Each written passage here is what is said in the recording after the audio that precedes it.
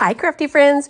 You guys, I'm a little obsessed with all of that square fabric that I got a while back at the thrift store. So I grabbed out some of the interfacing from Dollar Tree and I'm just going to cut a piece off because I have an idea. So fingers crossed that it works.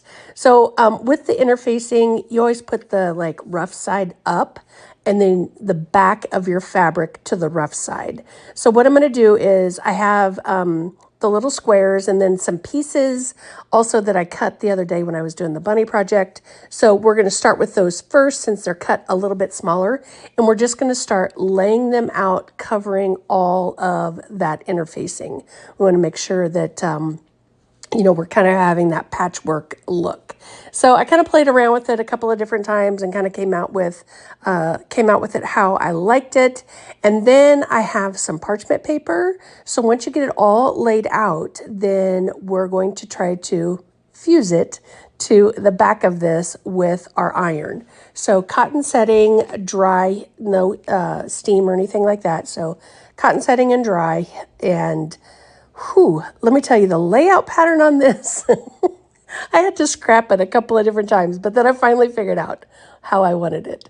So you can see there's a little bit extra there. So just make sure that you don't iron over that because there's nothing on it. So I'm going to put down some parchment paper and we're just going to start ironing it on there. Now I was using my little ironing board here. I think if I would have just laid it straight down on my table and really put a little bit of pressure into it, it probably would have fused a little bit faster, but that's okay. Lesson learned there. So once we get this point or this part of it done, I would kind of pull back. Once I ironed a little bit, I would pull back that paper and see how it was fusing. So the fabrics that are laying on top of each other, we are going to take some fabric Mod Podge and we're just going to go over the top of all of it because I want that to be one solid piece. Again, it's already done on the back, but we needed to do the front. So I guess if you don't have the interfacing, you could totally use the fabric Mod Podge and do the same thing on the front and the back, but that interfacing was pretty darn easy. So once that's completely dry, I'm going to take a little heart shape that I have here and I'm going to trace that out and then we'll cut out those hearts.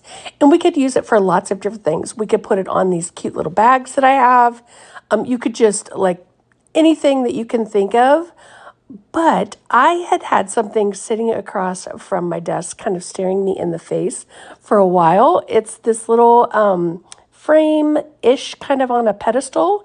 And I thought, oh, let's put it on there. And then the other one I put between two pieces of glass. So I love how this turned out. Follow for more.